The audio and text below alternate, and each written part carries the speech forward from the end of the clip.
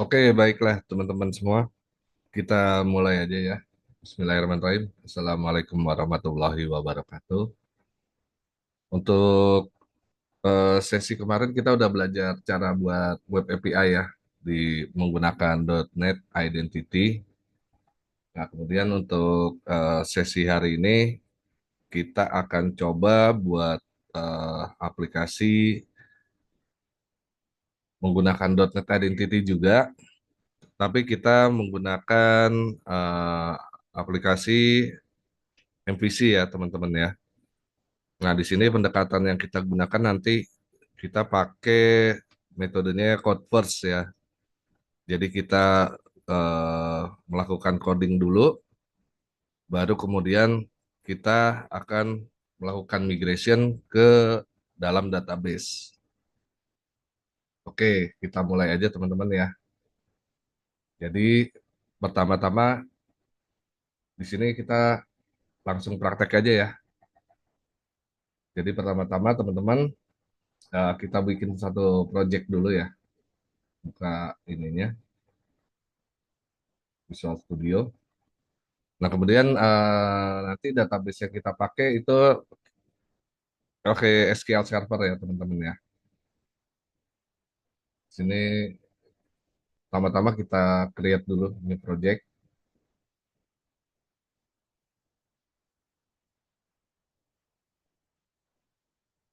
Oke, kita pilih di sini bahasanya ya. Bahasanya kita pakai C Sharp. Ini pilih all platform. Kemudian di sini kita pilih web ya. Nah, kemudian kita bisa cari di sini yang MVC ya, Model View Controller. Nah, ini yang ini. Atau kalau misalnya mau cepat bisa diketik di sini ya.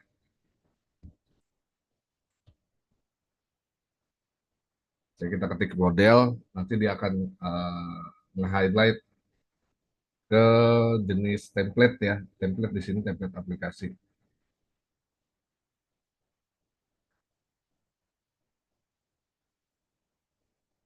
Oke, kita pakai yang ASP.NET Core Web App yang model view controller. Kemudian kita next. Nah, kemudian kita kasih nama ya, project name-nya apa. Misalnya saya kasih MVC Identity ya. Nah, ini location-nya kita mau simpan di mana. Teman-teman bisa sesuaikan lokasinya. Nah, ini nama solutionnya. Kalau kita biarkan aja dia akan sama ya. Nah, kemudian kita lanjut next ya teman-teman. Nah, di sini ada framework ya. Framework di sini kita pakai yang .NET 8 aja ya. Jadi yang terakhir itu ada .NET 9, tapi kita pakai yang 8 aja. Kenapa kita pakai yang 8? Karena biasanya kalau yang baru itu masih belum stable ya. Jadi kita pakai yang versi di bawah sebelumnya. Nah, di sini ada pilihan lagi. Di sini ada authentication type. Di sini ada pilihannya nih. Ada individual account, ada Microsoft Identity Platform, ada Windows. Kita kasih non dulu ya. Kemudian di sini ada langsung configure for HTTPS. Terus kemudian di sini kita kalau mau enable container support ya, kita biasanya kalau bikin instan untuk Docker dan sebagainya, di sini kita bisa kasih centang, nanti dia akan otomatis mengenerate ya satu file konfigurasi untuk kontainer. Nah, nanti ada pilihannya lagi di sini. Untuk kontainernya kita mau pakai apa? Pakai Linux dan sebagainya ya. Nah, ini build type-nya apa? Kalau kita centang di sini, nanti ada pilihannya lagi nih. Kontainernya mau di mana nih? Ada Windows, ada Linux, ada Dockerfile. Nah, di sini juga kontainer build type-nya ada lagi pilihannya. Mau Dockerfiles atau .NET SDK ya, teman-teman. Ini kita nanti aja dulu. Kita skip dulu. Nah, ini ada do not use top level statement, di sini ada enlist, expire, kalau ini model baru ya istilahnya, aspire, kita nggak pakai dulu, kita lanjut aja create ya.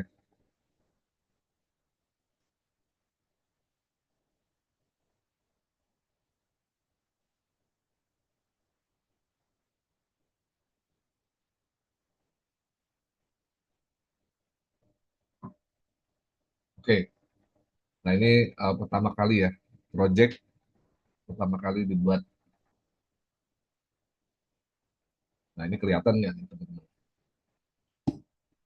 Biasanya kalau kalau masalah screen resolusi itu jadi kecil ya.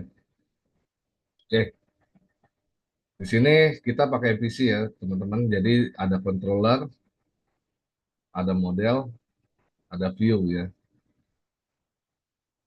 Jadi tiga komponen ini yang sebagai dasar pembuatan aplikasi.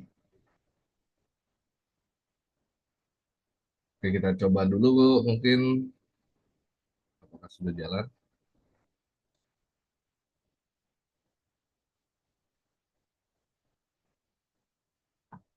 Caranya bisa pakai F5 atau bisa klik ini ya, teman-teman.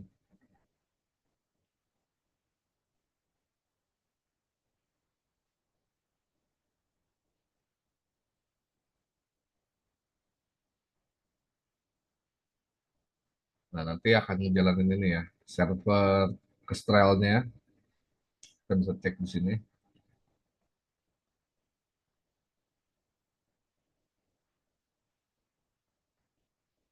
Oke, hostnya nanti kelihatan di sini ya. Listening di mana. Di sini kebetulan pakai portnya 7078 ya untuk HTTPS. Kemudian untuk HTTP-nya pakai 5236 ya. Nah, ini otomatis ya, teman-teman. Oke, hasilnya nah, seperti ini ya, teman-teman ya. Kalau pertama kali kita generate aplikasi MVC, ini template awalnya. Jadi di sini disediakan ada home, kemudian di sini ada privasi ya.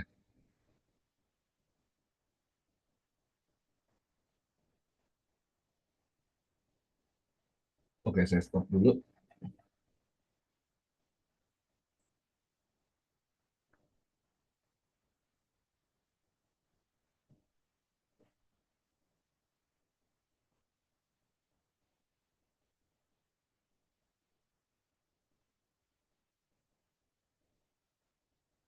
Nah, untuk langkah awalnya kita eh, install dulu ya yang komponen-komponen yang dependensi yang kita butuhkan ya untuk bikin .NET Identity. Jadi di sini caranya di dependensi ya. Dependensi kita klik kanan, kemudian kita pakai ini aja ya, manage budget komponen ya. Kemudian kita browse.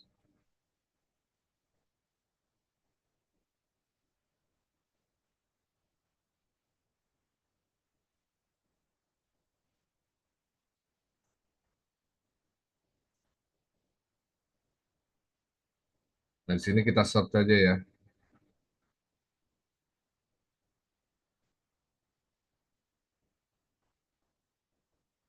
Nah, ini kita pakai IF ya untuk ORM-nya, Entity Framework Core. Kita cari apa ya?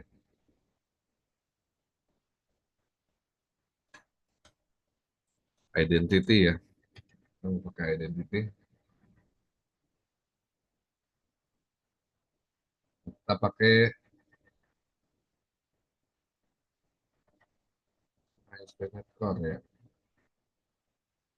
Nah, yang ini ya teman-teman ya, yang Microsoft ASP.NET Core Identity Entity Framework Core ya. Nah, ini kita sesuaikan juga nih untuk versionnya, karena kita pakai 8 ya, kita arahkan targetnya itu ke 8 juga. Jadi saya pakai yang 8 terakhir ya, 8013, kemudian klik install ya. Ini kita accept aja.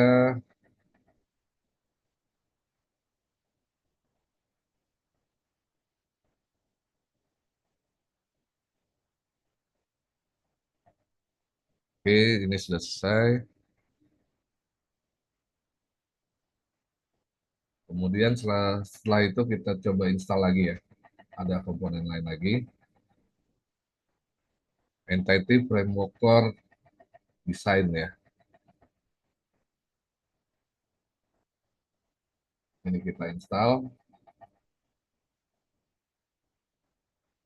Sorry, lewat lagi. Versionnya lupa. Ini nggak kompatibel nih. Taruh dulu. Nah, ini kita pilih yang tadi lagi ya, sama ya, 8013 buat install. Saya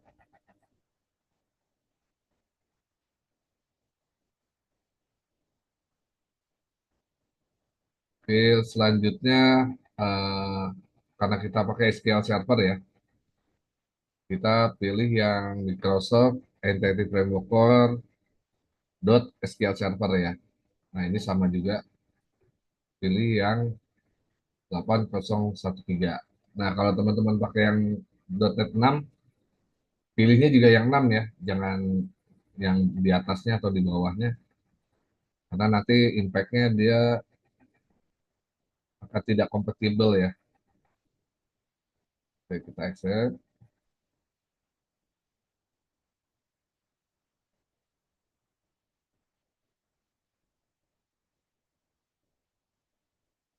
Oke. Nah, kemudian kita install yang Microsoft Entity Framework Core .tools ya. Jadi ini toolsnya, kita ambil versinya sama.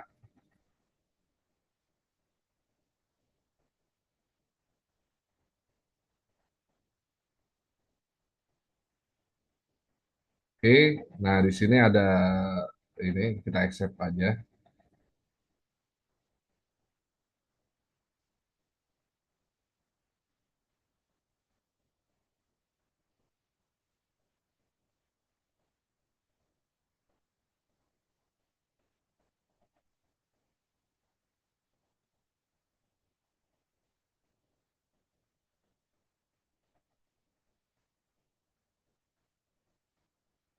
Nah, ini udah terinstall. Nah, teman-teman kalau mau lihat apa yang udah kita install, kita bisa klik ke tab install ya. Nah, ini yang kita install tadi nih. Ada 4 ya, teman-teman. Nah, setelah ini apa yang kita lakukan? Setelah kita menginstal komponen ya, dependensinya. Nah, setelah ini kita akan buat satu model ya.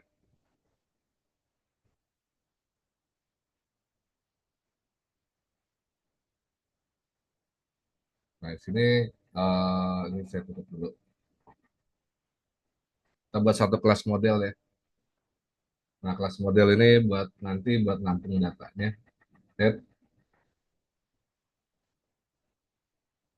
ini kelas ya. Di sini saya kasih nama application user.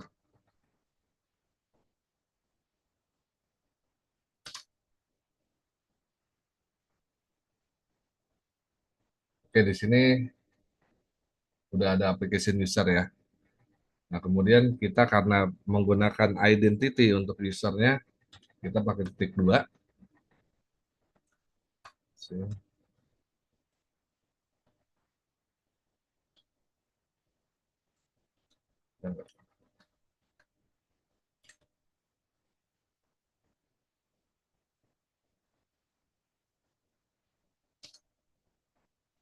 Nah, ini masih merah ya.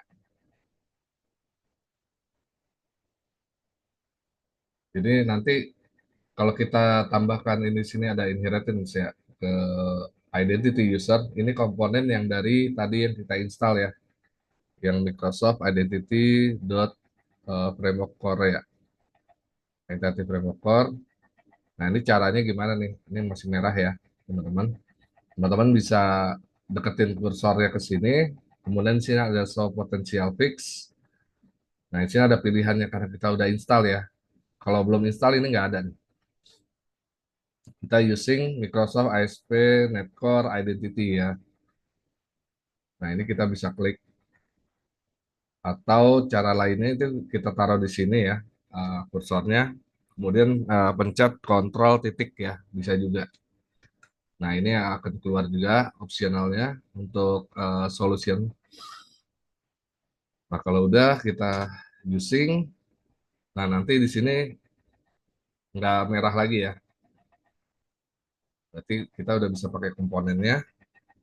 Dan di sini tambahkan ya, public string ini untuk, nah di sini label full name.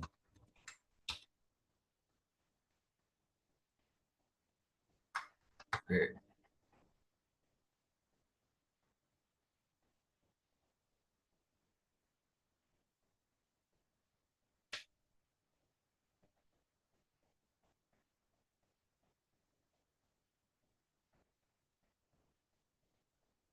Nah, setelah ini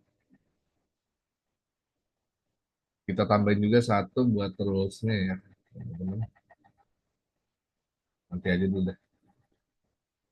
Kita masuk ke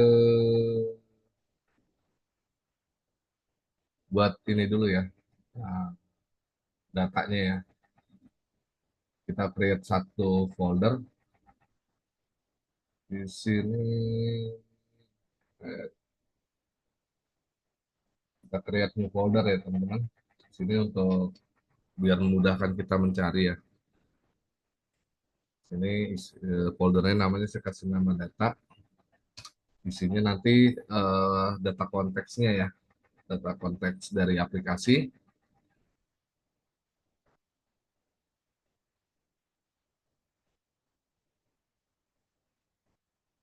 Oke, sekarang kita buat eh, DB konteksnya ya.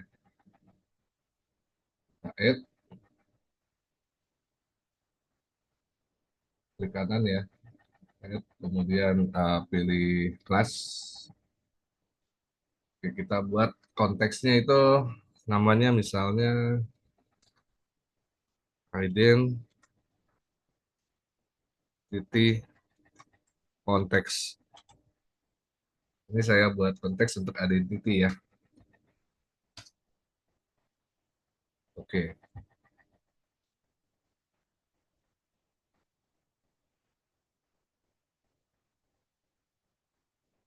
di sini saya percepat aja ya.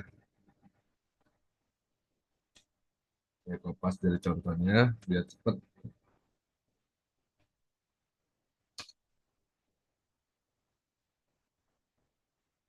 Oh iya, kita model ada yang kurang satu ya. Kita add dulu, bikin satu kelas lagi di model. Kita kasih nama application row,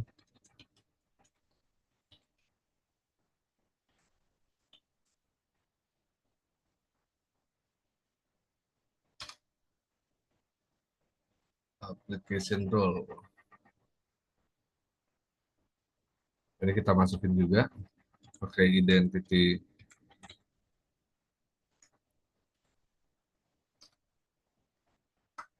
role ya. Oke, di sini sudah.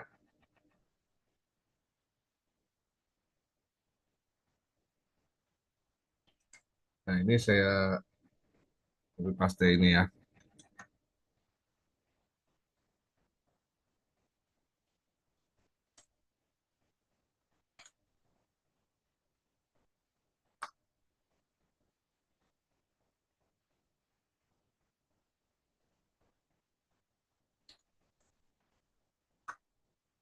Oke, kita sesuaikan buat konstruktor ininya ya, eh, konteksnya. Oke, ini udah selesai ya. Kita jadi cukup bikin model ya. Di sini saya buat dua model. Yang pertama application user untuk identity user, kemudian ada application rule untuk uh, rule dari aplikasi ya. Kemudian di sini saya buat satu konteks untuk identity. Untuk masalah penamaan bisa teman-teman bisa fleksibel ya. Di sini kebetulan aja namanya identity context. Kalau teman-teman namain my context pun nggak jadi masalah ya. Atau DB context pun my DB context ya, boleh.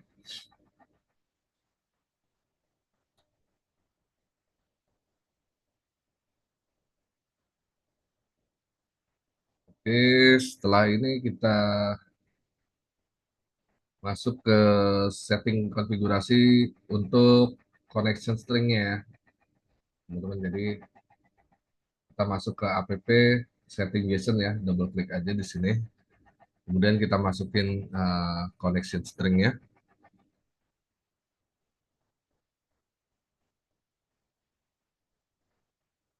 Jadi di sini saya copas-copas saja ya, biar teman-teman nggak perlu ngeliat saya ngetik gitu loh. Yang penting penjelasannya ya, teman-teman. Karena kalau saya ngetik waktunya akan habis. Nah, di sini saya pakai local DB, MS SQL local DB ya, teman-teman untuk servernya. Kemudian database-nya saya misalnya saya masukin identity MPC misalnya. MPC identity ya, identity. Nah, di sini karena saya pakai lokal, saya bisa pakai langsung pakai trusted connection ya, karena di lokal PC saya. Kemudian di sini ada multiple active result set ya. Konfigurasi ini bisa dilakukan kalau kita servernya itu ada di lokal ya. Tapi kalau misalnya beda server atau ini nanti konfigurasinya nggak seperti ini ya. Teman-teman bisa coba pelajari mengenai connection string atau misalnya nanti kalau kita mau connect-nya ke database selain SQL Server, nanti teman-teman bisa sesuaikan untuk connection string-nya kemana ya. Kalau mau ke MySQL itu seperti apa, terus kalau mau ke Postgres dan sebagainya, teman-teman bisa sesuaikan untuk connection-nya. Nah, kebetulan di sini saya pakai SQL Server, jadi contohnya itu seperti ini ya, teman-teman. Oke, setelah connection string-nya kita udah kita buat, selanjutnya kita akan masuk ke program ya, teman-teman. Sini ada program. Nah, di program ini buat handling ini ya, DI dan dependency injection dan middleware ya, middleware aplikasi yang kita buat. Nah, pertama-tama oke, kita buat ininya dulu ya, service untuk nyambungin database konteks yang tadi kita buat ke DI container ya.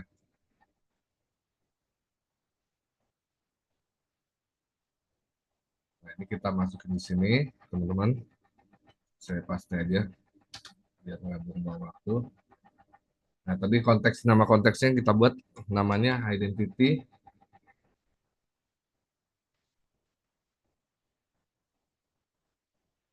konteks ya. Nah, ini jadi kita menambahkan dependency injection untuk konteks yang sudah kita buat ya, teman-teman. Jadi add konteks, nama konteksnya apa.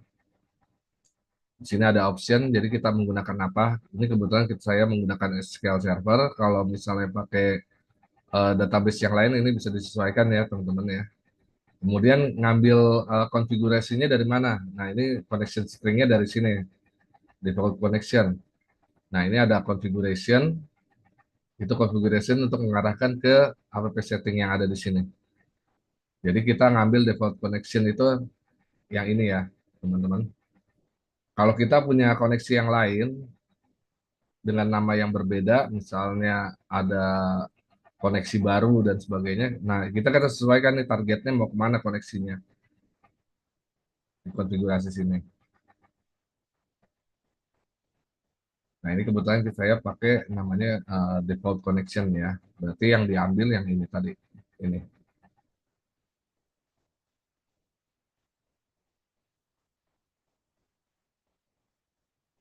Nah, kemudian kita nambahkan untuk identity-nya ya.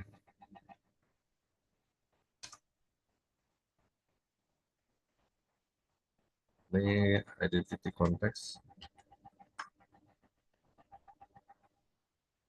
Jadi di sini saya menambah satu service ya untuk dependency injection untuk masukin add identity dari model yang tadi kita buat ya. Tadi modelnya kita buat dua, tadi ada application user dan application role. Nah, di sini berdasarkan konteksnya ya, identity konteks. Kemudian sini ada default token provider.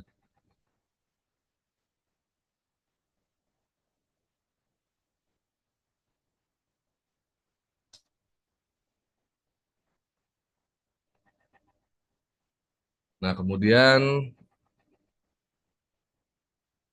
saya tambahkan lagi untuk root-nya ya. Dependency injection untuk root. Untuk cookies-nya ya. Ini configure application cookies.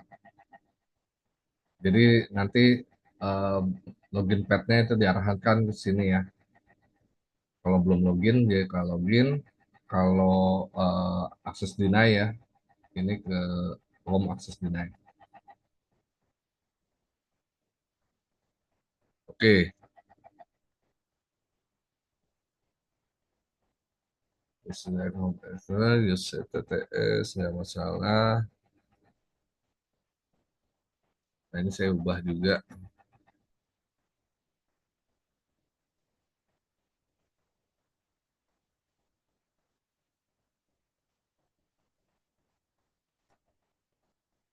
Oke, nah ini ada konfigurasi untuk ini ya, is development. Ini untuk handling error ya, exception.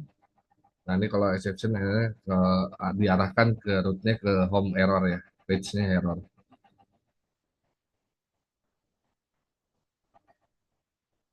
Nah, di sini ada HTTPS redirection, kemudian ada static file. Nah, use static file ini gunanya untuk ini ya, teman-teman yang buat data file static yang ada di www.root nih biasanya di sini. Biasanya di sini ada CSS, JS dan library ya. Nah, kebetulan kalau MVC di .NET itu standarnya itu untuk library CSS-nya itu menggunakan Bootstrap ya, teman-teman. Kemudian ada jQuery ya. Ini default ya. Jadi waktu kita create template, otomatis tergenerate static file-nya itu yang ini.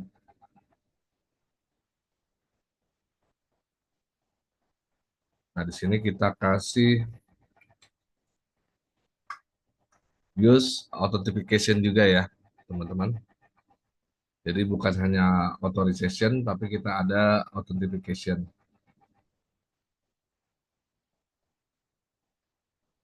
Nah, pattern ini juga saya ubah karena nanti akan mengarah ke login ya, bukan ke home.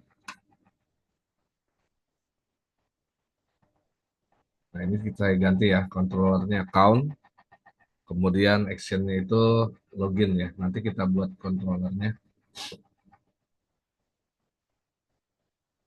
Oke, sampai sini sudah selesai ya untuk konfigurasi data. Nah, selanjutnya kita save dulu. Jangan lupa, ya, ada lagi yang kurang.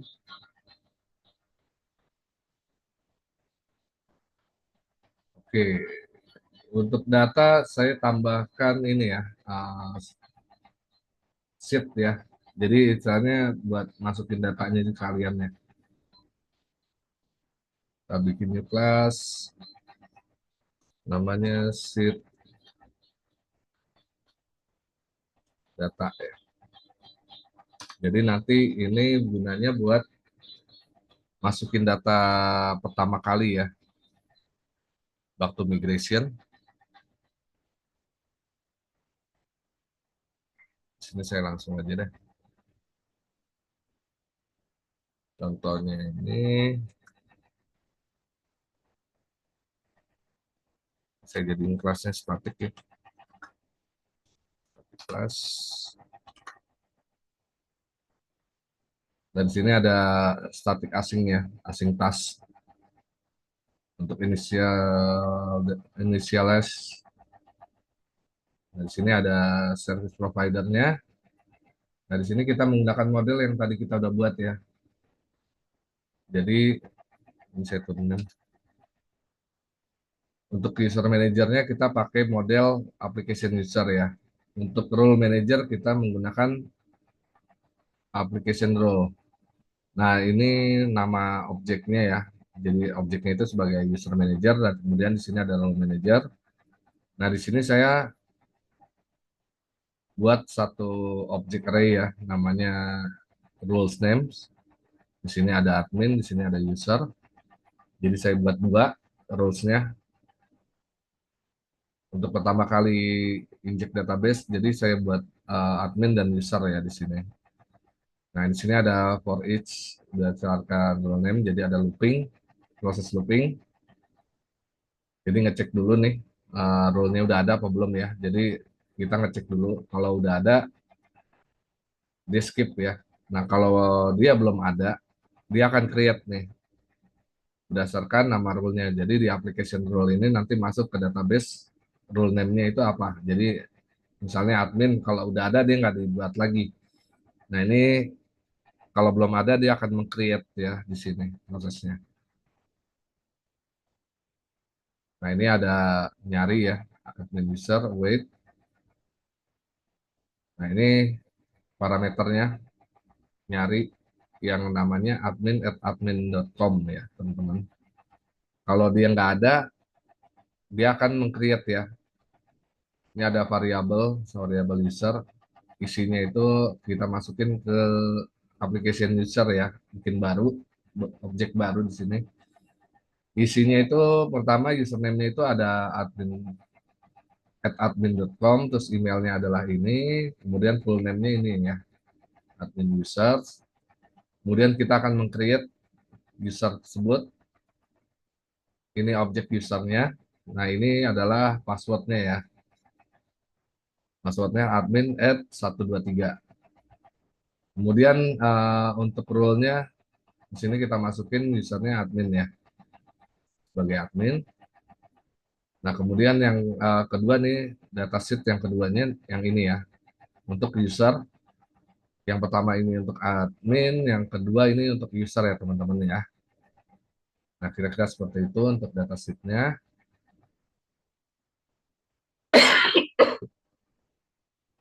Oke, kita save dulu.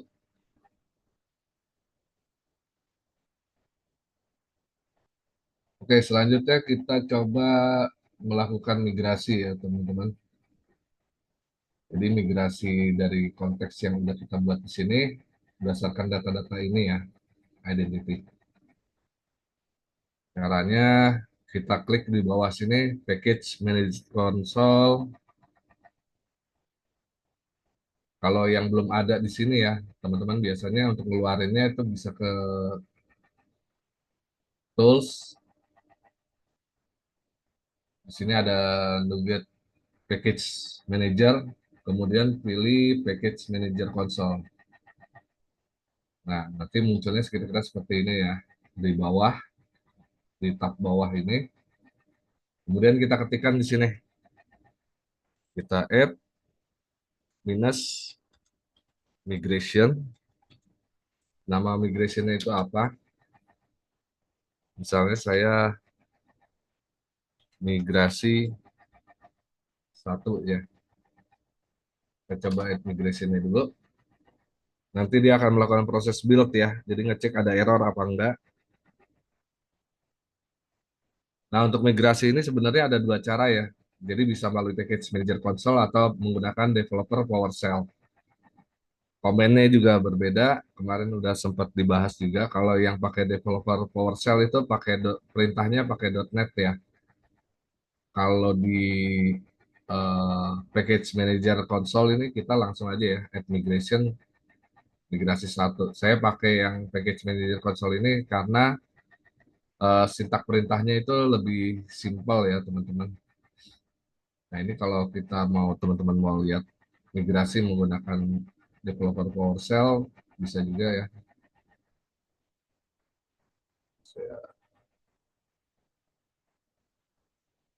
masuk, teman-teman bisa lihat dokumentasinya misalnya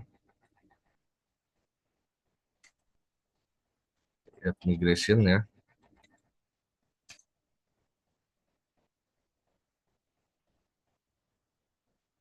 Nah di sini ini contoh ya teman-teman ya.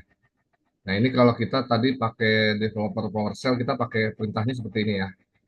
.NET if migration add baru nama migrationnya apa.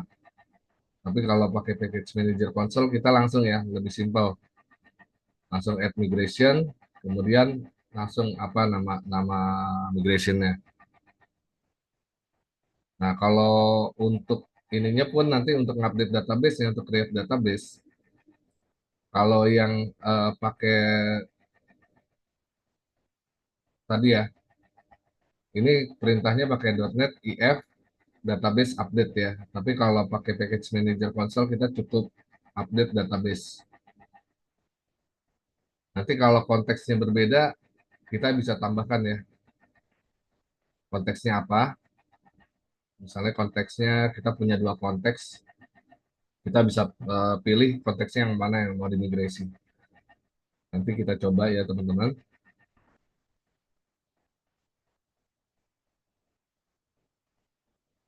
Oke, kita balik lagi ke sini. Nah ini nanti hasil dari migrasi ini itu seperti ini ya. Jadi dia membentuk satu kelas sendiri. Nanti kalau berhasil, dia ada folder migration di sini. Nah, migration itu menghasilkan kelas baru, namanya di sini kebetulan saya kasih nama migrasi satu ya. Di sini ada inherit terhadap Iterative Framework for Migrations ya, teman-teman. Nah, di sini ada up, di sini biasanya ada dua, ada up dan ada down ya. Jadi up itu untuk naik ke atas ya, istilah teman-teman. Jadi kalau ada update, di sini masuknya ke up nanti. Nah, di sini create table. Di sini create table-nya ada beberapa table ya, teman-teman ya. Di sini default ya, otomatis berdasarkan identity yang udah kita masukkan ya. Jadi berdasarkan komponen yang udah ini. Jadi di sini dia default ya, otomatis nggak manual. Jadi di sini ada database-nya itu ada beberapa ya, satu, dua, tiga, empat, lima, enam, tujuh ada tujuh database dasar ya. Jadi ada tujuh table dasarnya. Nah ini nanti akan tercreate nih di database.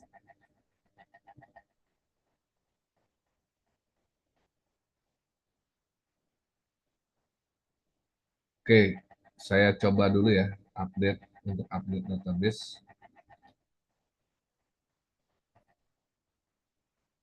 Kita ketik update minus database. Enter ya. Nanti dia akan mengenerate ulang ya, di build lagi. Jadi dia mastiin dulu nih berhasil apa enggak buildnya. Nah, nanti dia akan menjalankan perintah dari migrasi yang udah kita buat nih. Nah, ini create-nya di sini ya, teman-teman.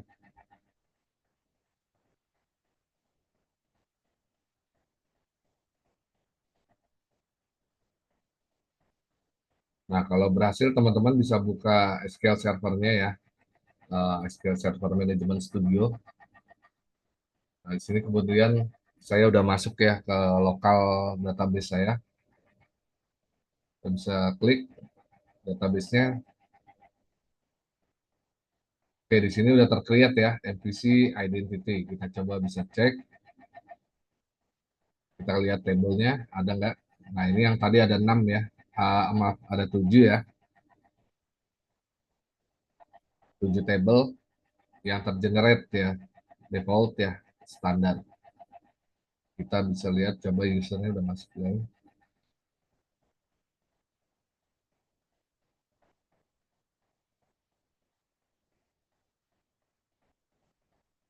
Oke, di sini data sheet-nya belum masuk ya teman-teman ya, belum semuanya. Struktur tabelnya udah ada.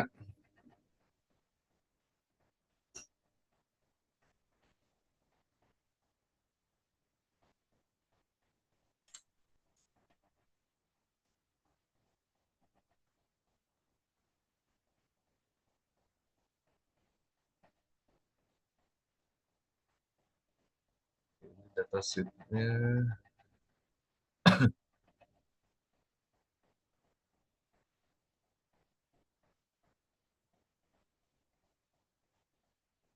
nggak diimplementasi ya.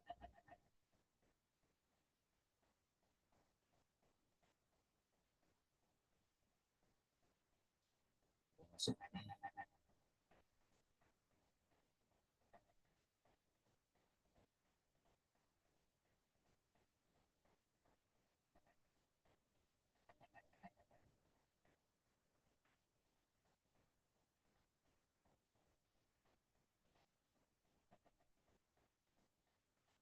Oke, kita lanjut dulu. Kita coba sekarang kita buat dulu deh controllernya. Nah, sekarang kita buat satu controller ya, teman-teman.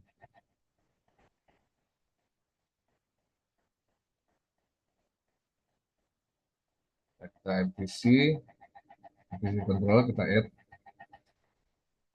Kita namain account controller.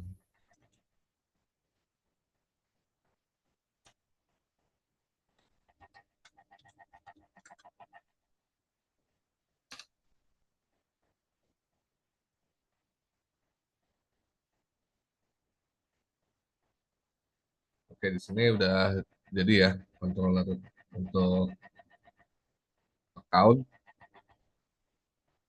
Kita di sini saya coba saya dulu ya. Cepat.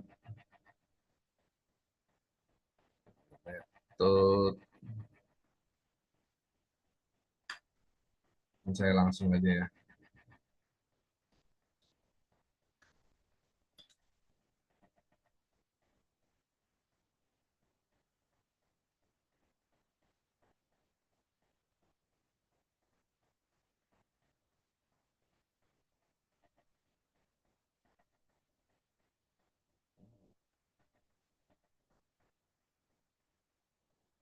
Oke, saya hampir lupa. Jadi kita buat view model juga ya, teman-teman. Saya kelewat di sini. Oke,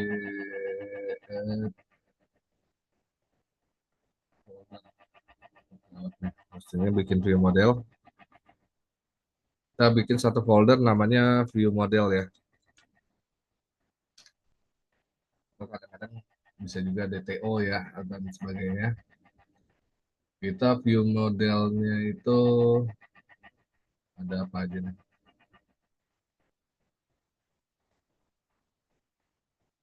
Bikin kelas baru, register ya untuk mendaftar, register view model.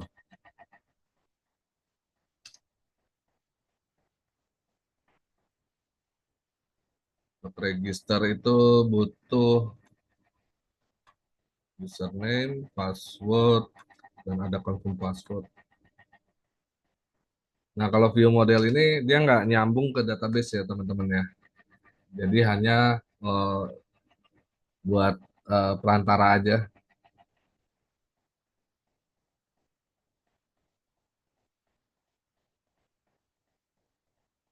Oke, di sini ada ini ya, rules. Dia biasanya kita menggunakan data annotation ya. Nah, ini ada display nanti tampilannya mau seperti apa. Jadi ini bisa bisa berbeda ya, ini dengan ini ya. Tapi objeknya sendiri adalah objeknya yang ini ya, username. Nah, ini ada required, ini ada rulesnya untuk email address. Jadi kalau kita masukin yang nggak udah ininya nggak bukan berupa email, dia nggak bisa ya. Nah, ini ada validasi untuk memverifikasi ya. Data itu udah sesuai belum yang diinput. Sini ada data type, misalnya data type-nya itu password ya, teman-teman. Nah, ini untuk confirm password, jadi ada compare kalau passwordnya nggak sama ya,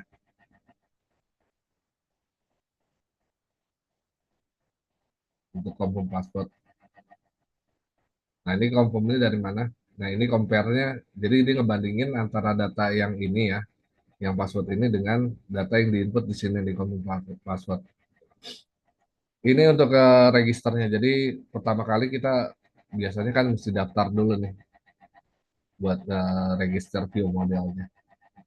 Nah, ini model untuk register ya. Kemudian kita buat lagi untuk create-nya ya, view model untuk create kelas baru. Namanya create user view model.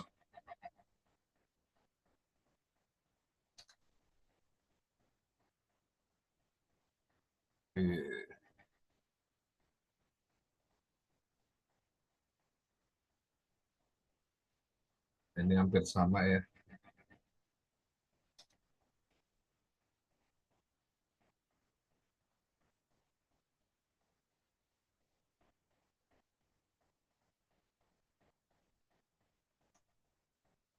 Kemudian kita buat lagi edit user view model.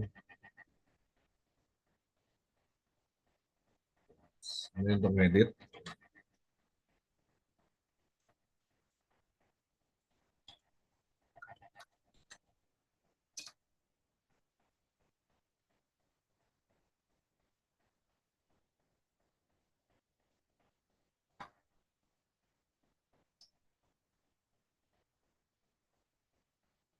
Oke, biar saya masukin di sini. Di sini ada ID, ada username, ada email yang kita ubah ya. ID ini untuk nanti ngedapetin datanya. Kemudian satu lagi kita tambah kelas untuk login ya. Login, view, model.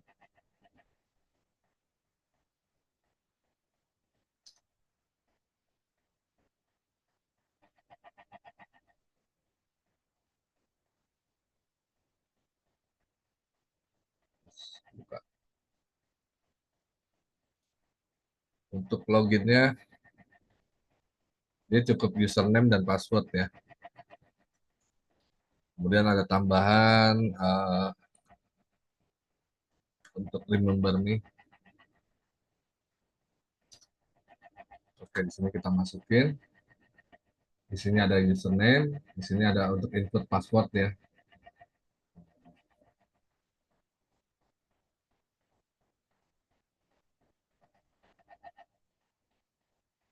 Oke, kalau kita udah buat view modelnya, kita masuk ke sebenarnya masuknya ke controller ya. Controller yang tadi kita buat. Nah, ini kita sambungin ya, login view modelnya. Caranya sama kayak tadi. Kita using dasar kenapa. Saya cek dulu.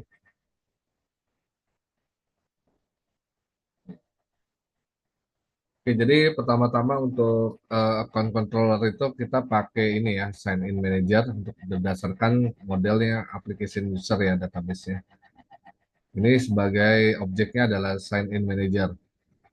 Kemudian di sini ada application user, sini objeknya user manager ya teman-teman. Kemudian di sini ada constructor ya untuk bawa ini ya, tadi objek dua ini di sini biar bisa digunakan di aplikasi.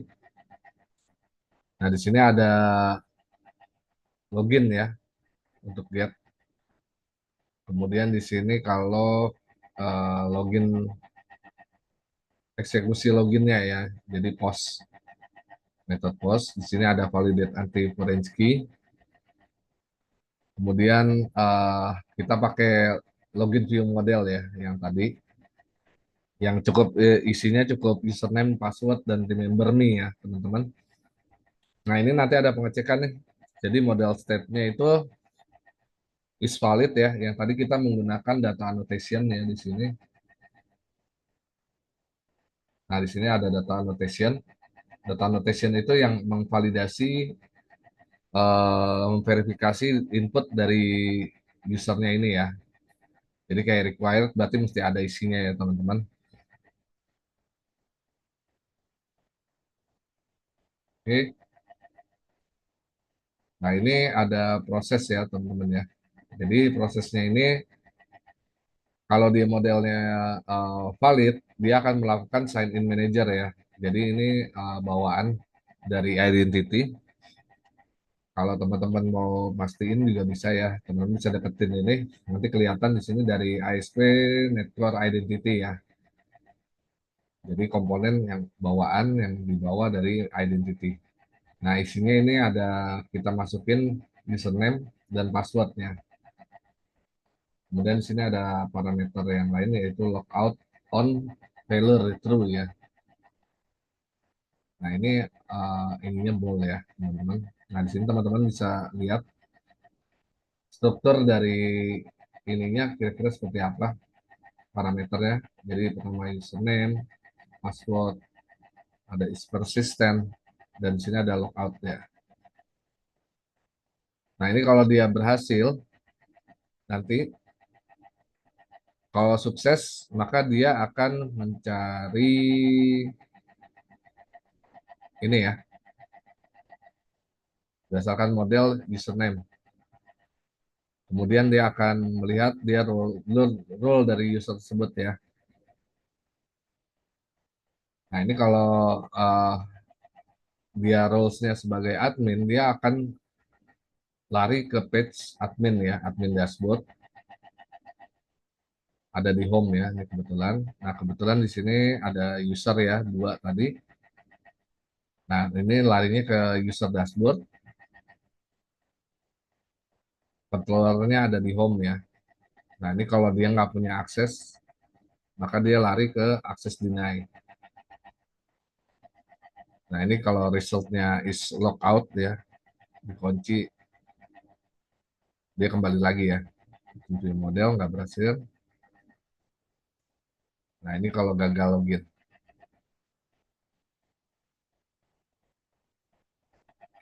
Nah di sini ada controller untuk register ya. Jadi ini untuk tampilan awalnya nih ke view. Kemudian kalau actionnya itu ada di sini ya, action registernya sama ya. Di sini ada model valid, isi dari ininya dan sebagainya. Kemudian kita tambahkan di sini untuk function logout ya di direct action login account. Kalau ini helper ya ini nggak dipakai, nggak perlu, kelihatannya nggak perlu ini dari referensinya ya. Kita bisa ini kalau nggak digunakan fungsinya,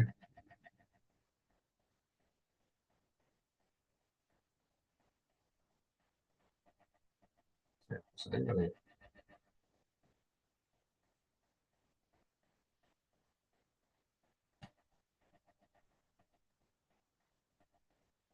Belum gitu.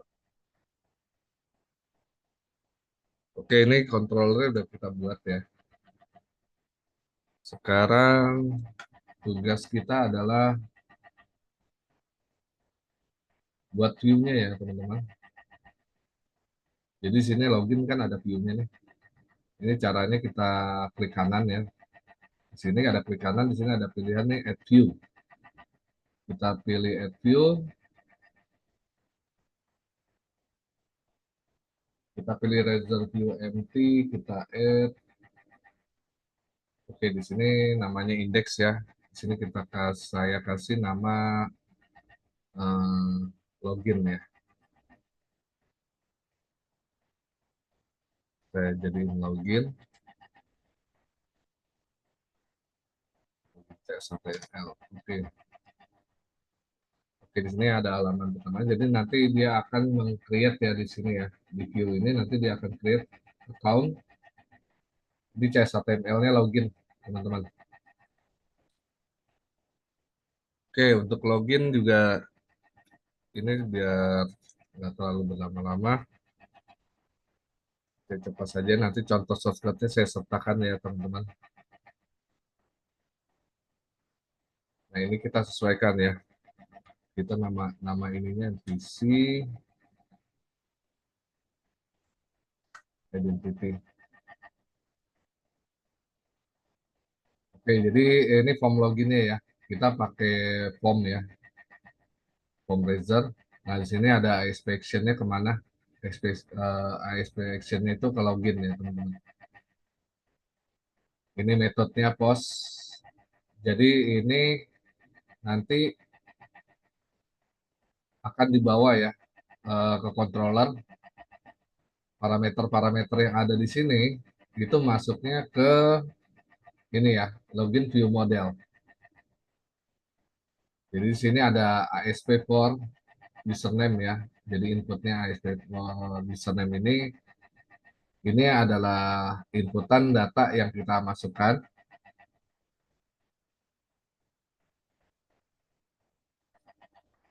Nanti akan dibawa ke model ini ya. Nanti kalau kita login, kita submit, di sini ada button ya, button submit. Waktu kita submit, dia lari ke controller yang sudah kita buat di sini dengan metode post ya di sini. Nah, berarti larinya ke proses yang ini, teman-teman. Nah, ini data yang parameter yang tadi dibawa dari model ya, dari depan. Oke, ini kita udah buat uh, login CSHTML-nya ya untuk view. Selanjutnya page untuk tadi ada register ya teman-teman. Kita sama ya, klik kanan di register, kemudian kita add view, kita pilih empty aja dulu.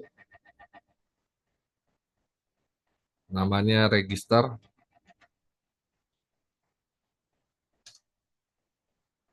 Oke, nanti filenya itu ada di sini ya. Ada di view, account, register. Untuk register, ini saya copy juga ya, biar cepat. Ini kita sesuaikan.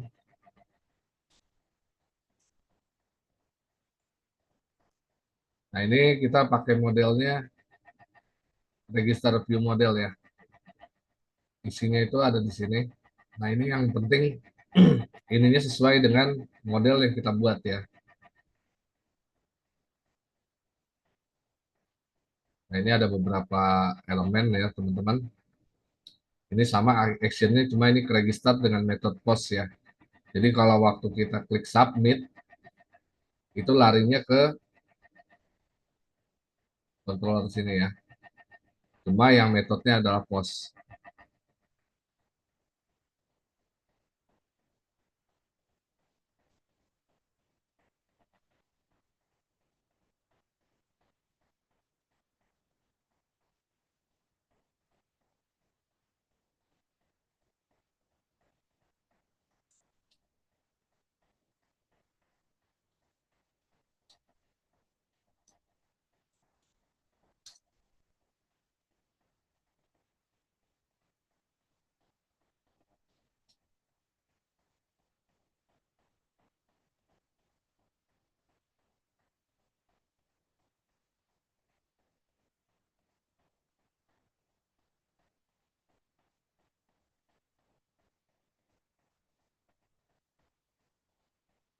Selanjutnya kita ke halaman home ya, teman-teman. Kita modifikasi halaman home. Home itu awalnya seperti ini ya, yang tadi kita lihat.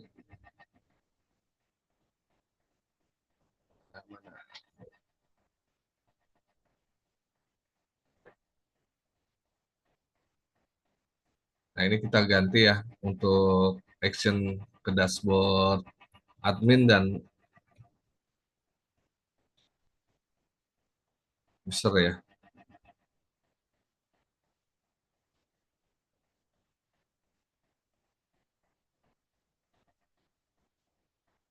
Saya ganti.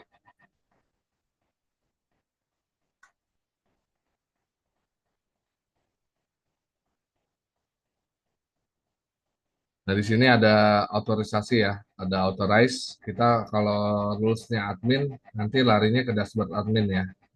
Tapi kalau user, nanti lari ke user dashboard di return view. Nah, ini kalau gagal tadi kan ada tiga kemungkinan ya. Dia gagal, dia masuk ke admin atau masuk ke user.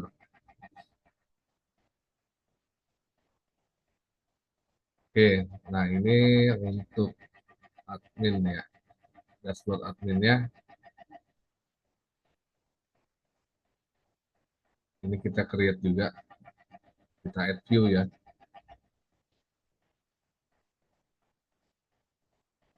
Untuk admin kita namakan misalnya admin dashboard ya. Kita bikin suatu view,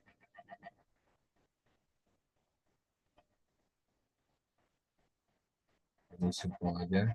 Kita kasih,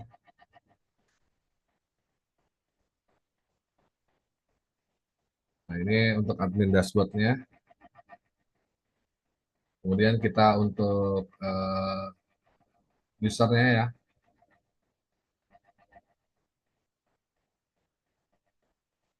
kita add view lagi.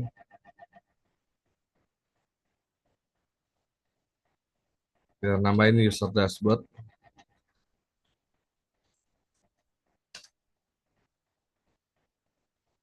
Oke, user dashboard sama yang tadi ya, teman-teman.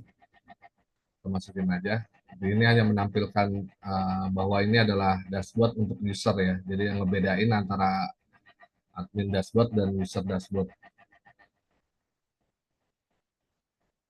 Kemudian di home di sini kita tambahin tadi untuk akses deny ya.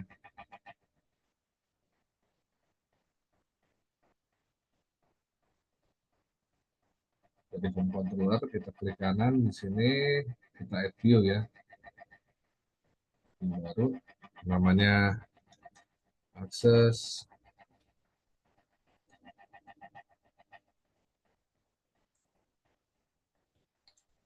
deny. Oke. Untuk page akses deny ini sebenarnya buat ngasih tahu aja ya kalau kita nggak punya permission kepada page yang kita tuju.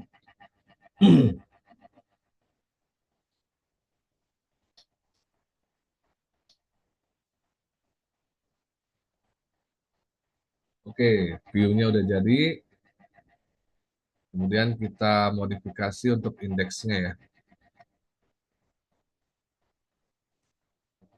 Ya, ini indeksnya.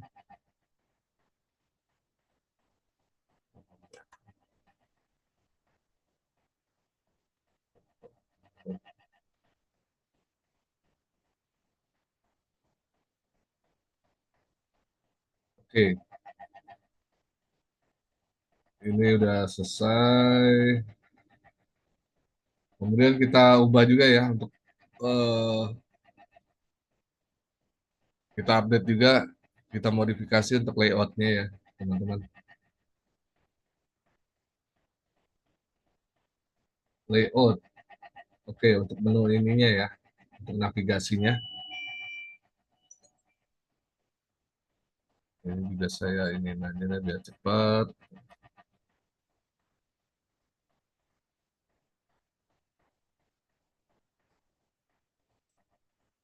Oke, saya jelasin aja ya. Jadi nanti di front end ini nanti ada validasi ya, kalau dia autentifikasi atau enggak. Jadi kalau dia nggak valid, nggak authenticate, dia larinya ke ini ya, login ya, halaman login. Tapi kalau dia valid, nanti dia ngecek di sini role-nya dia itu apa. Dia sebagai admin atau user. Kalau dia sebagai admin, dia akan menampilkan menu ini ya, menu user management misalnya. Nah, kalau dia nggak ini, nah ini kebetulan ini saya tambahin dulu nih. Ini saya hilangin dulu. Nanti kita tambahin berikutnya ya. Nah, ini aja dulu ya. Kalau role-nya admin dia masuk ke menu ini ya. Ada tambahan menu user management.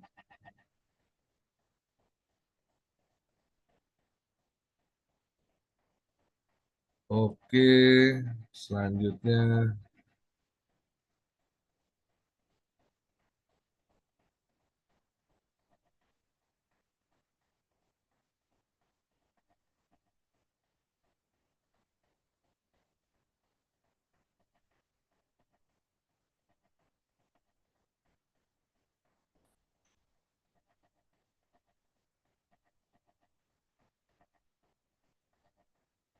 oke kita bisa tes ya. Coba.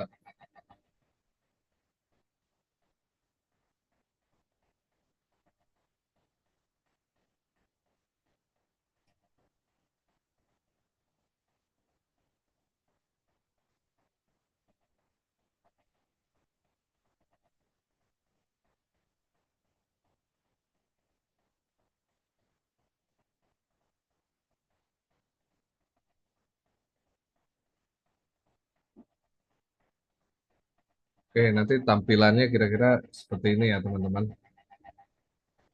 Aplikasi yang tadi kita buat.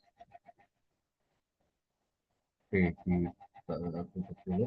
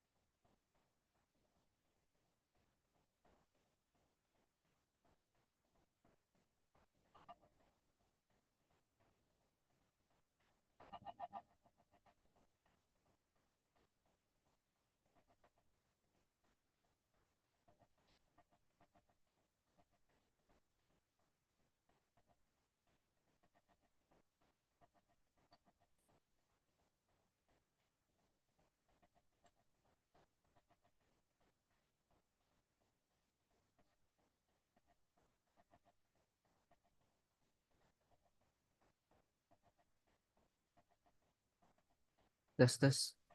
Pak, permisi Pak. Suaranya ada nggak deh? Suaranya ya aku nggak ada Raja. Sama ini. Halo, halo.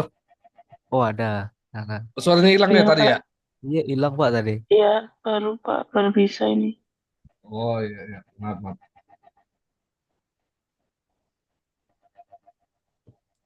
Sekarang udah kedengeran? Aman aman. Oke. Nah ini untuk ininya udah sebenarnya secara ini udah selesai ya. Coba tadi saya ngeliat kok data sheetnya nggak masuk ya.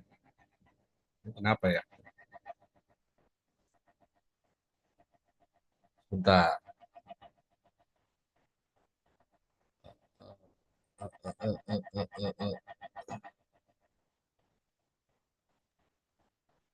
Sebentar ya Mas.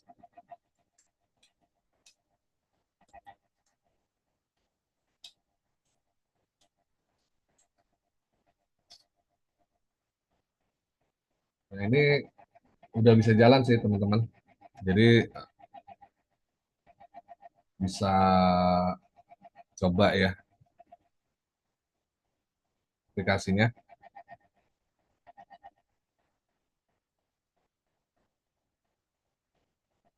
Nah, ini kita coba login.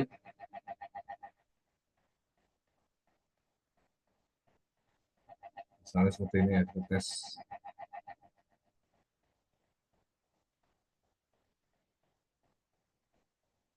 Ini belum bisa ya. Nanti kalau kosong dia ngasih tahu nih required dan tadi pakai data annotation ya.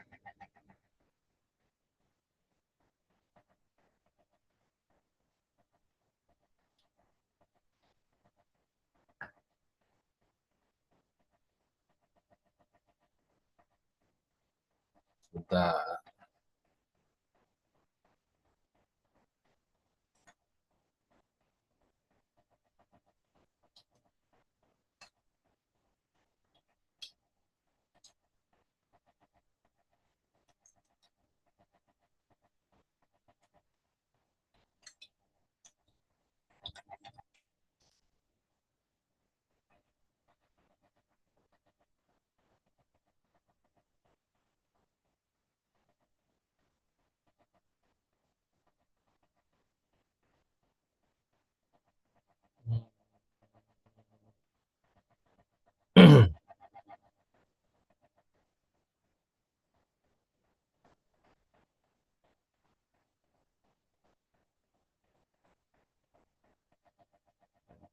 Ini,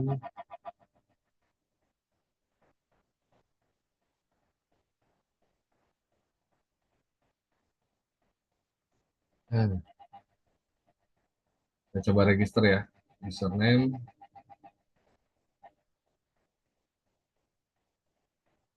email, sama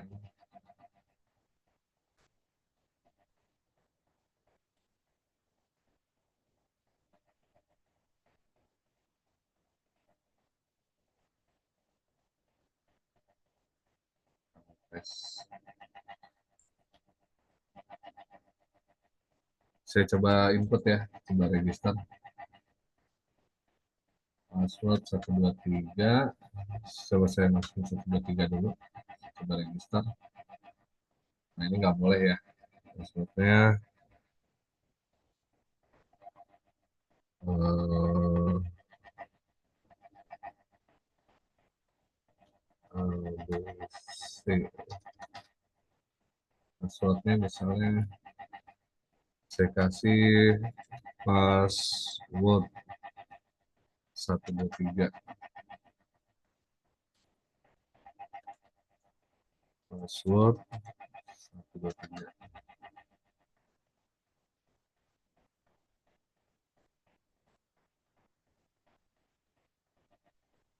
Ah, doesn't match. Password 123.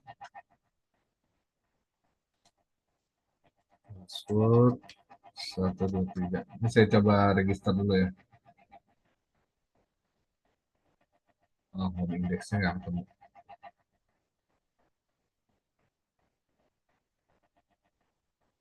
Investor,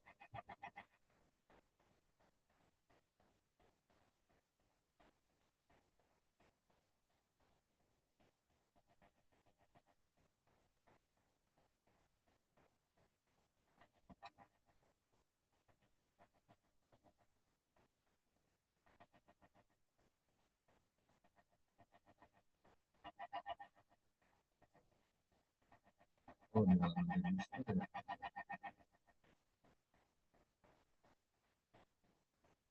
Indeks, homepage.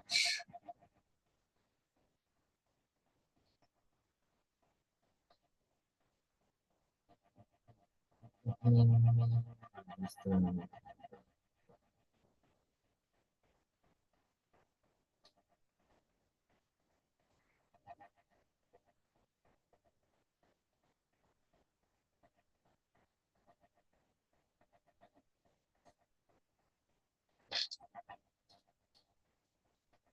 Nggak ada belum datanya.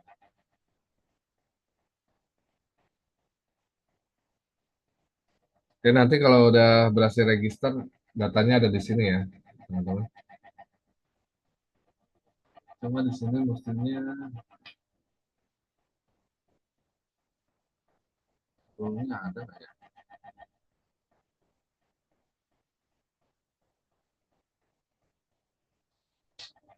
Ini data sheet-nya gagal ya.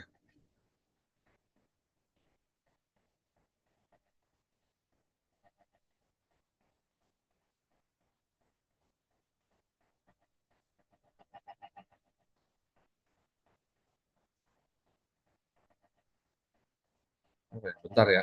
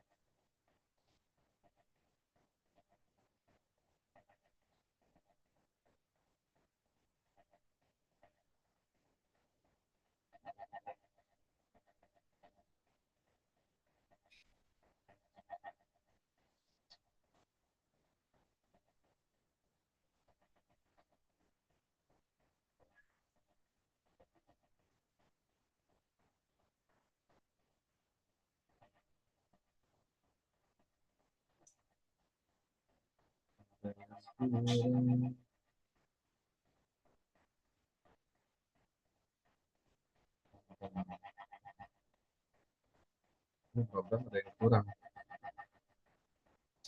Masuk datanya.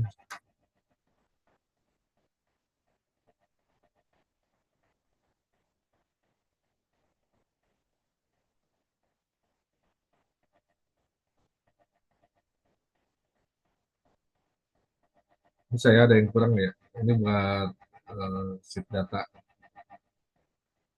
Harusnya dipanggil di sini.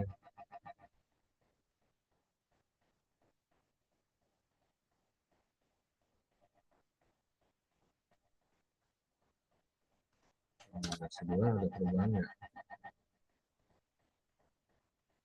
Harusnya enggak.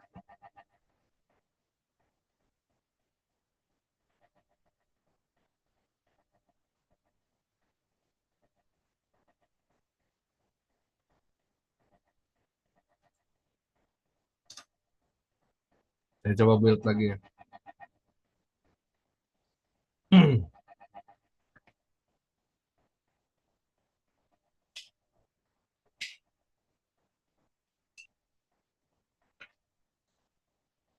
Oke, kita coba lihat lagi di sini udah ada belum ya?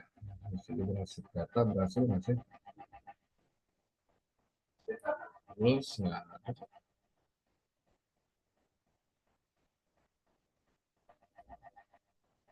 Masih gagal ya?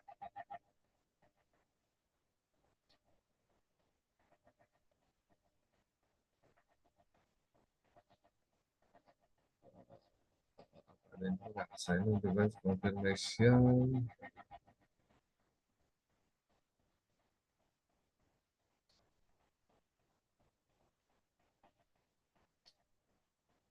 Nah, masih kebuka dong.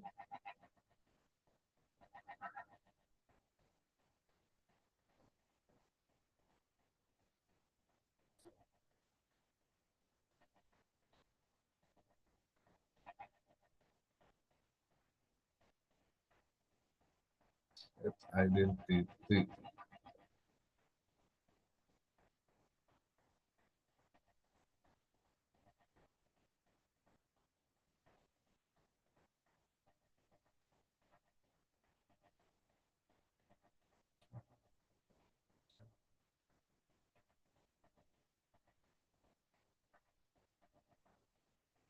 English.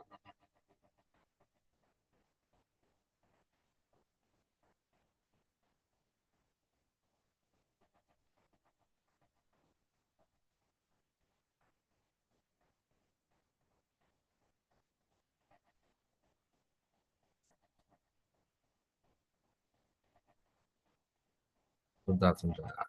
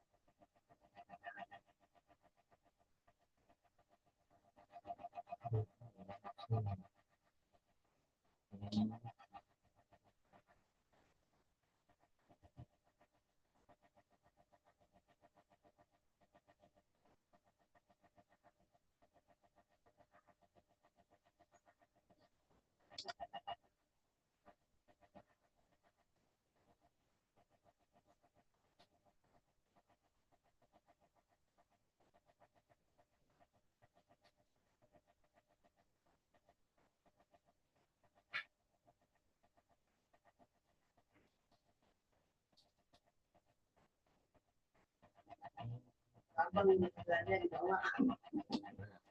Yang tapi mau jaga lu.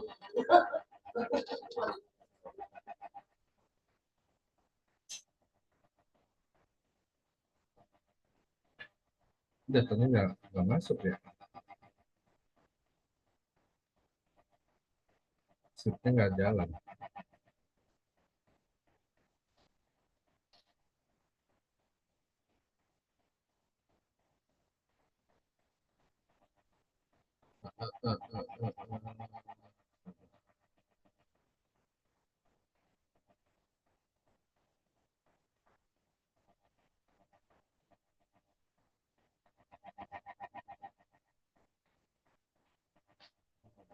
Coba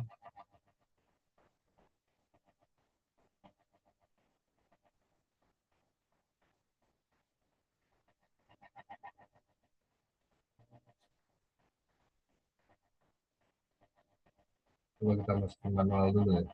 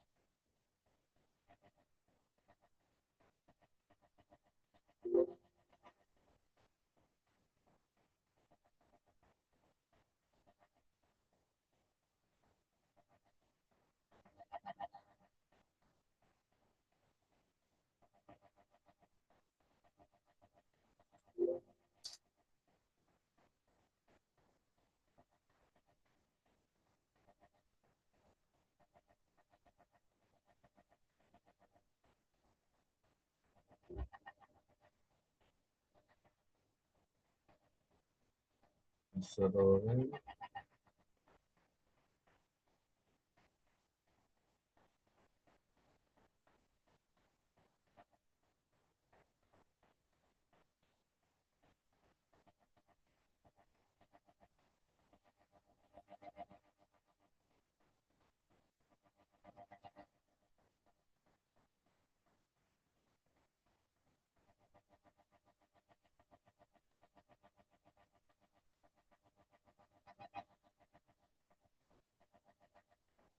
saya coba masukin manual ya teman-teman.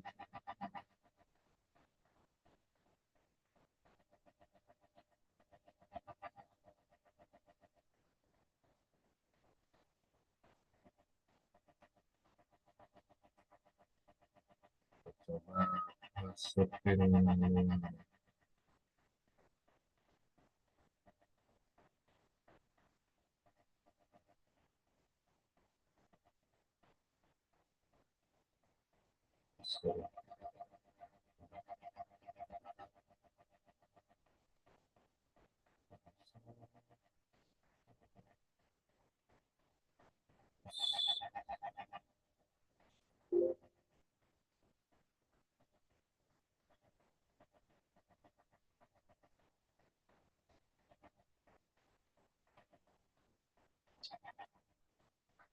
oke.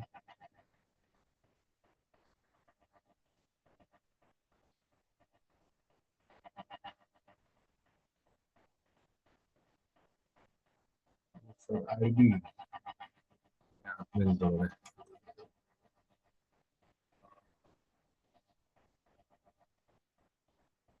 ID-nya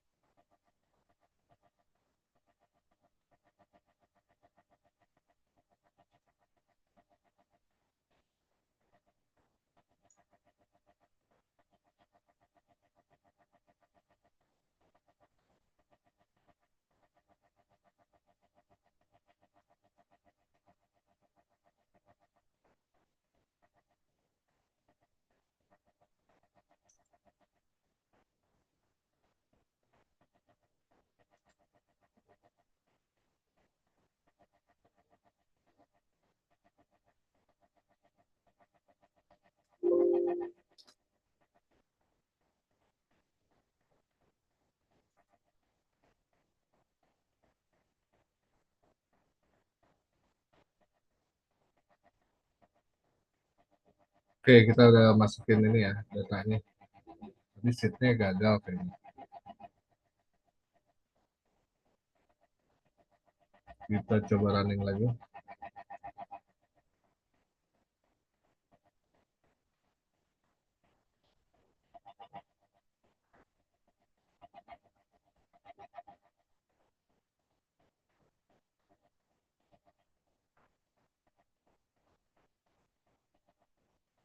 Nah, kita coba login pakai admin ya tadi. Admin, passwordnya admin at 123. Oke, nah ini dia berhasil ya. Tadi masalahnya cuma data sheet-nya aja nggak masuk. Jadi saya masukin manual. Nah di sini ada logout di atas ya. Navigasinya di sini ada user management. Kalau kita klik logout dia keluar ya. Kita sekarang coba login pakai user ya. Ini passwordnya tadi user at 123. Coba login. Oke, nah ini dashboard untuk user ya, teman-teman.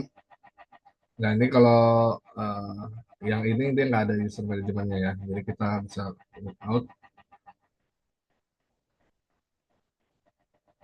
Kita coba login lagi pakai admin ya tadi. 123.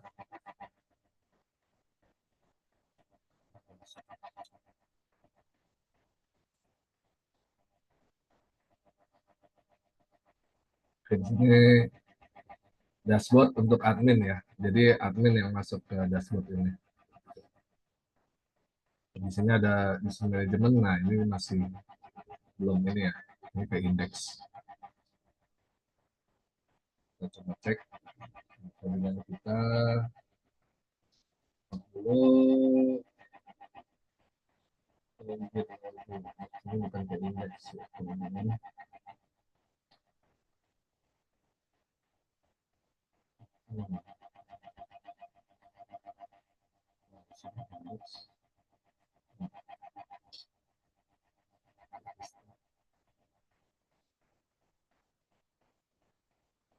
Indeks belum ya.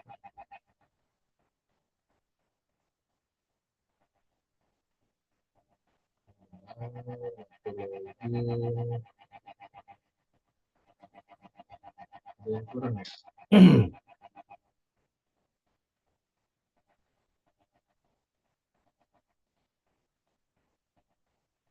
Oh, saya kurang satu user controller ya. Kita tambahin ya sekarang controller untuk user.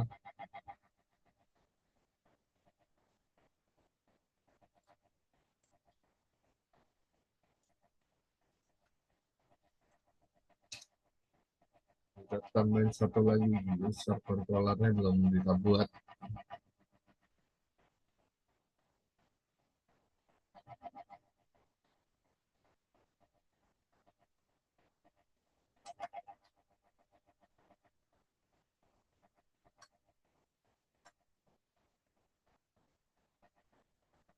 Ini buat root user ya.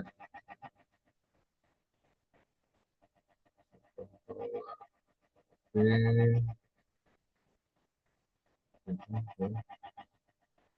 Nah, ini kita coba buat view untuk eh, controllernya.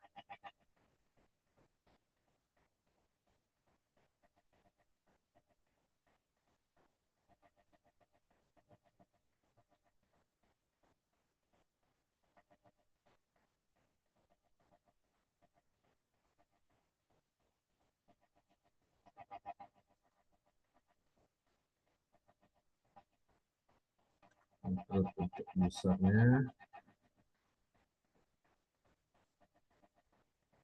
ya, create.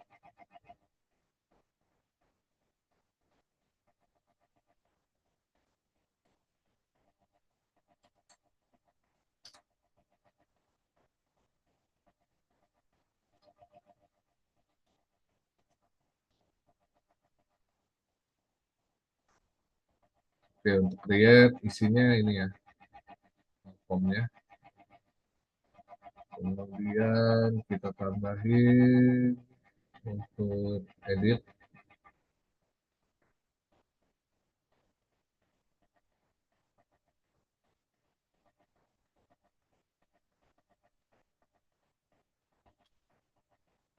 Di page view-nya untuk edit.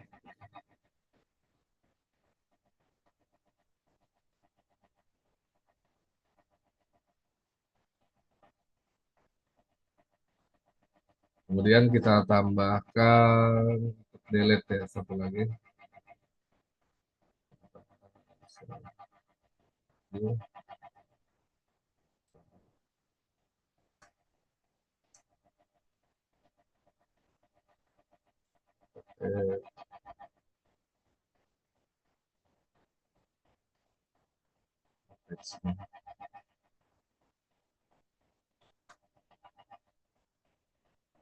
Oke, nah ini untuk controller yang usernya di sini. Ini sama ya, kita pakai user manager sama sign in manager. Ini untuk halaman indeksnya untuk melihat data user. Nah ini untuk halaman create-nya ya. Jadi munculin form pertama. Kemudian yang di sini untuk memproses ya, untuk waktu ketika buttonnya submit, kita create di sini dengan membawa create user view model ya. Di sini udah dibuat belum? Oke, modelnya udah ada ya. Nanti. Nah ini untuk data ininya ya, teman-teman. Kalau dia valid, dia melakukan proses.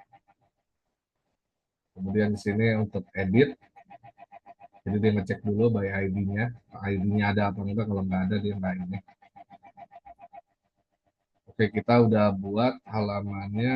Sekarang kita coba lagi.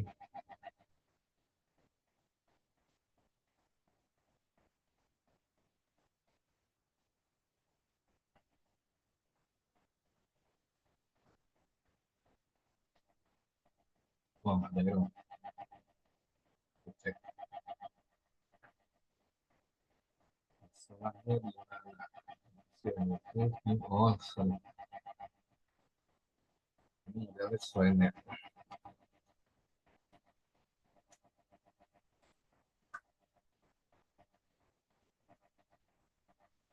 Kelupaan.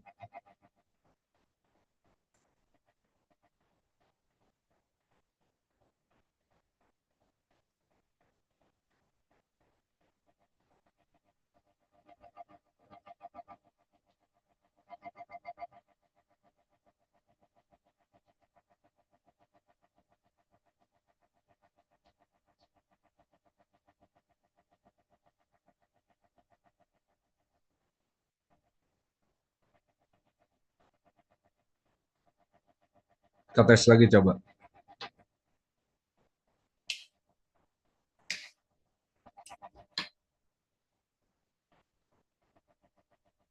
Oke, kita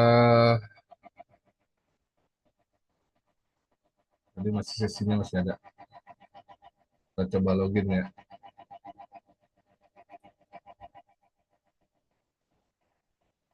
Oke, nah ini tadi data yang udah kita masukin ya teman-teman ya.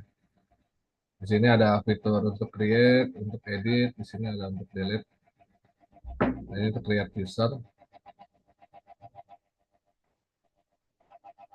Ini untuk edit.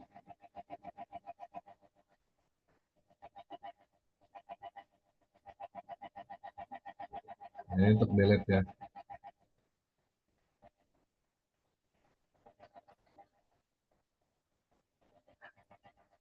Oke, sekarang saya mau kasih contoh buat ini aja ya. Cara buat root yang agak cepat ya.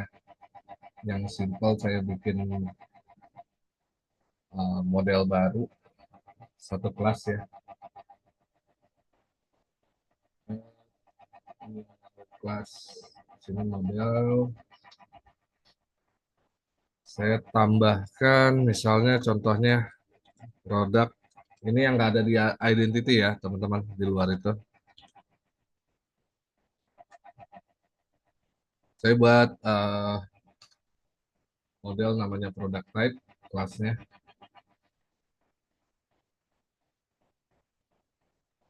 Saya share namanya aja.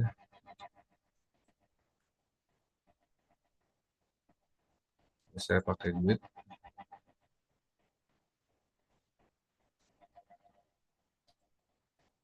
Saya buat ID.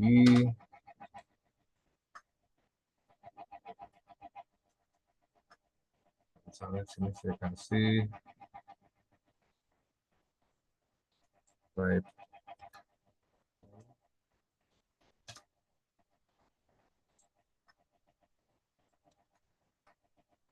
Misalnya di sini saya kasih yang simpel aja ya, description.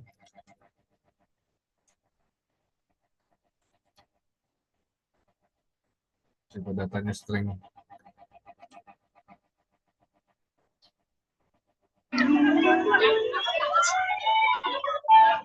Oke, di sini eh, kita bikin satu karena dia nggak nyambung ke identity ya teman-teman.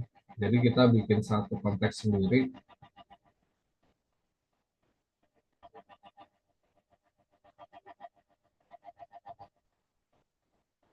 Nah di data ini kita buat kelas baru buat konteksnya. Misalnya saya kasih nama appdb konteks.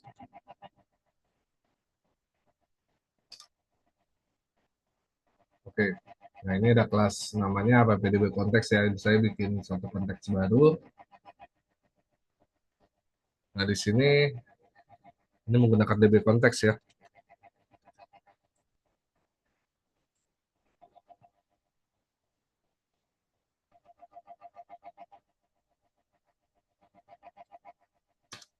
Ini pakai entity framework core. Kemudian sini saya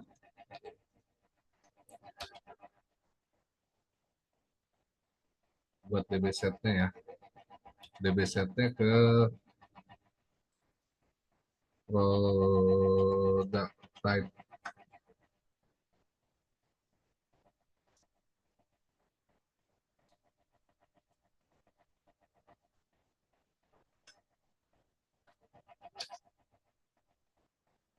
Dan saya buat konstruktor.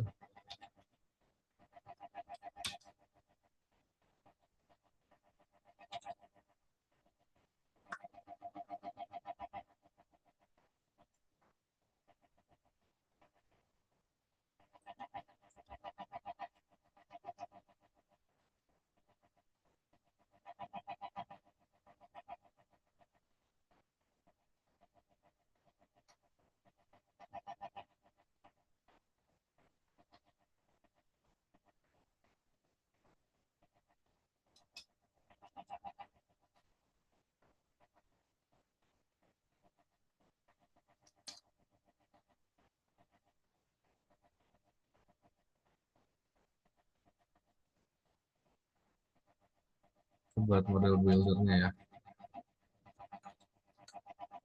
Saya protect ya.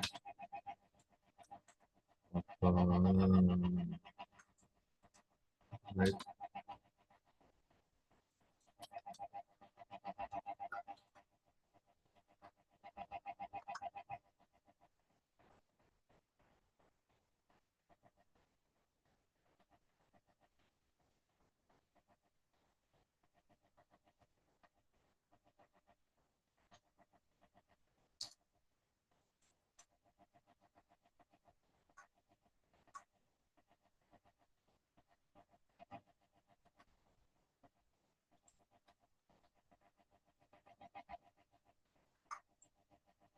Termasuk key-nya ya. Ada function key dot key-nya itu ID. Oke, kita migrasi lagi coba ya. Migrasi 3. Masuk.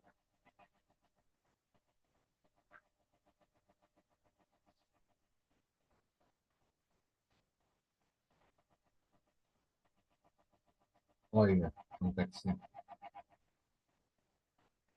Kita tambahin lagi konteksnya ya, karena ada kita pakai dua ya. Yang ini kan buat identity ya.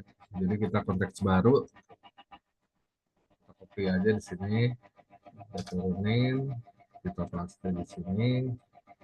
Ini pakai appdb konteks. Connection stringnya kita pakai sama ya, database-nya kita pakai yang sama.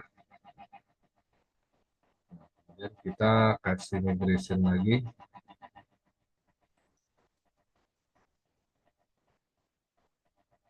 Nah ini kalau kita langsung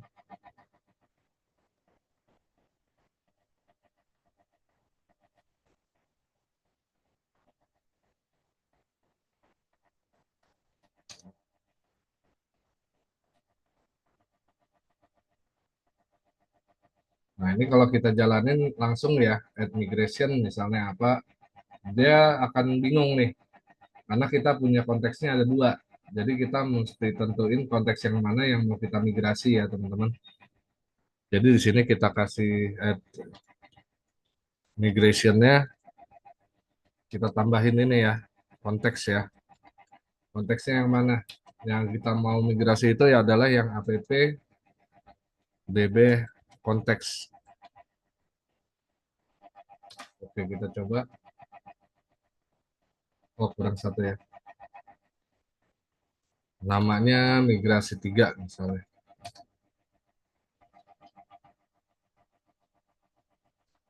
Oke, nah ini nanti yang appdb konteksnya akan terlihat ya. Kita punya product types. Nah, untuk update-nya juga sama ya. Update database minus konteks. Konteksnya yang appdb konteks. Jadi kalau kita konteksnya punya dua, misalnya kita koneksi database berbeda, kita pakai ini ya. Bisa juga. Nah, nanti dia akan tercreate satu table baru ya di sini. Tabelnya namanya product type. Teman-teman bisa lihat di sini tadi yang APC identity ya.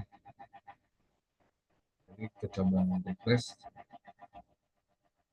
Oke, di sini udah ada ya teman-teman. Table namanya product types. Nah, kalau kita lihat by design nanti seperti ini ya kira-kira. Struktur dari table kolom dari table ini ya product type. Oke, kita balik lagi ke sini. Nah, setelah itu kita kalau mau teman-teman mau cara cepat kita bisa pakai scaffolding ya. Jadi kayak generator gitu untuk create root ya. Teman-teman bisa di sini tambahkan satu controller ya. Add controller. Nah, di sini kita pilih pakai yang controller with views using entity framework ya. Jadi kita mau generate model yang tadi itu langsung ya. Jadi rootnya langsung jadi. Kita add. Nah, nanti di sini ada pilihan nih, model kelasnya itu yang mana. Nah, kita pilih ya, model kelasnya itu tadi kita buat namanya product type. Kemudian kita pilih konteksnya. Kan kita ada dua ya konteksnya. Yang satu appdb konteks, yang satu identity. Kita pilih yang appdb konteks ya, teman-teman. Nah, setelah itu, nah di sini ada konfigurasi ya, generate view, reference script libraries, use a layout page, misalnya kalau custom ya, teman-teman. Nah, ini controllernya namanya nanti product types. Nah, ini kita klik add aja nih. Nanti dia akan mengenerate ya pakai scaffolding.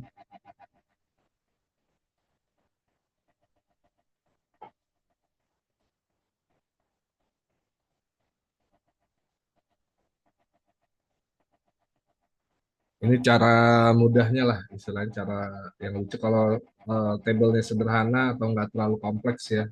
Kita bisa pakai scaffolding ini untuk bikin code sederhana. Kita tunggu sebentar ya, di sini masih proses generating code-nya. Nanti code-nya otomatis tergenerate ya.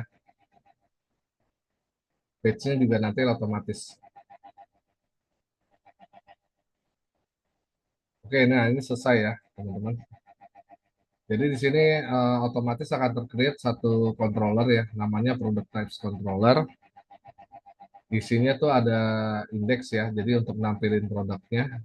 Nah, di sini ada detail, kemudian ada create ya. Nah, ini otomatis dia akan buat sendiri nih. Jadi berdasarkan model yang tadi kita udah buat ya. Oke, di sini ada beberapa uh, function ya dari satu controller. Nah, nanti view-nya juga otomatis tergenerate. Jadi teman-teman bisa lihat di sini ada product types ya. Di sini ada folder product type di view. Ini otomatis hasil jadi generate scaffolding model yang tadi kita udah buat ya. Nah, isinya itu ada 5 ya teman-teman. Jadi pertama itu ada indeks. Jadi untuk nampilin grid database-nya, datanya. Kemudian di sini ada create ya. Jadi tampilan page untuk create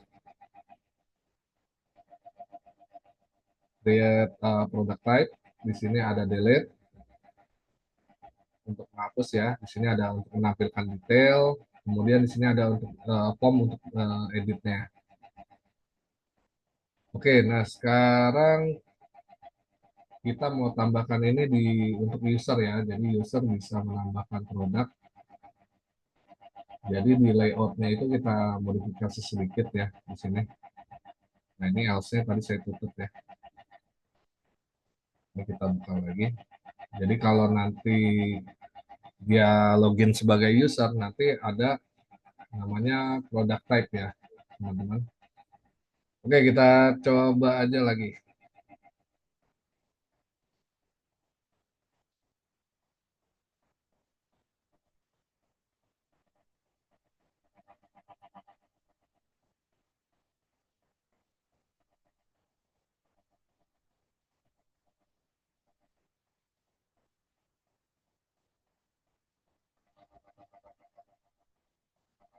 Oke, nah ini ada ini ya.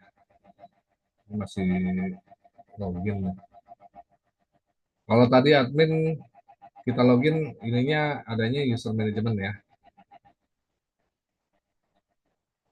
Tapi kalau kita nanti loginnya sebagai user, kita login sebagai user nih. Kita login, nanti dia akan munculnya ada product type. Nah ini dashboard untuk user. Nah kalau kita klik, nanti akan muncul seperti ini ya. Jadi ini indeks halaman indeksnya, halaman utamanya. Hasil generate yang tadi berdasarkan model yang udah kita buat ya teman-teman. Jadi kalau kita create new nih, misalnya di sini kita masuk product type ya, misalnya deskripsinya misalnya ini product type A, kita create. Nah nanti dia otomatis ya, ini ada datanya masuk. Misalnya kita create lagi, sekarang produk tipe B misalnya.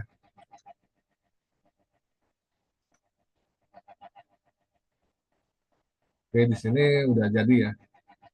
Nah ini juga bisa teman-teman edit ya, misalnya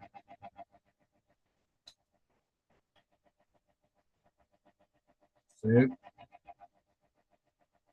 Kedua kita mau lihat detailnya, kita bisa klik ini, kita bisa back tulis. Kalau kita mau hapus, kita bisa perintah delete ya. Kalau kita mau delete, misalnya ini kita delete, oke, hapus jadi langsung ya untuk generate ininya. Nah kira-kira sampai di sini dulu ya, teman-teman. Ada yang mau ditanyakan, silakan. Jangan-jangan suara saya nggak keluar lagi nih. Halo, halo. Suaranya masuk, Pak. Oh, masuk. Ya,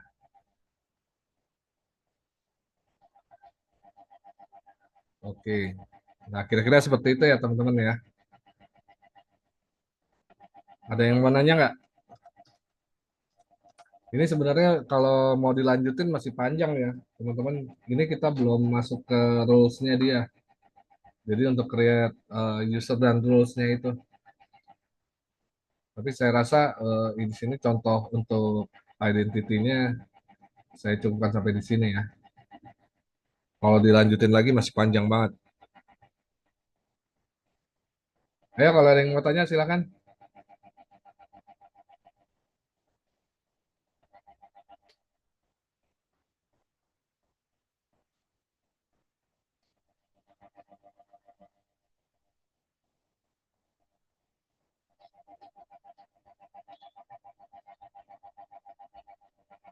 Gak ada yang mau nanya? Apa bingung? Apa nanti aja mau cobanya? Ntar saya sekalian lihat chat.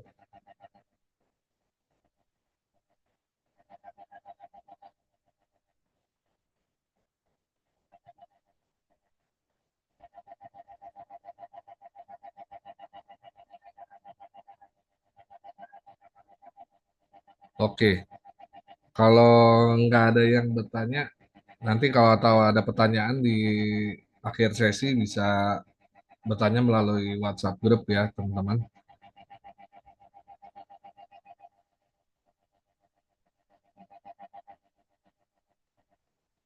Oke, kalau nggak ada yang mau ditanyakan, mungkin sesi hari ini saya selesaikan sampai sini ya, saya cukupkan sampai di sini.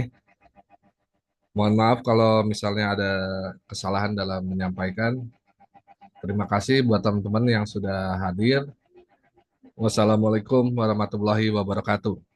Waalaikumsalam warahmatullahi wabarakatuh. Terima kasih Pak ya. Kasih ya, Pak. Sama. Gas ngoding.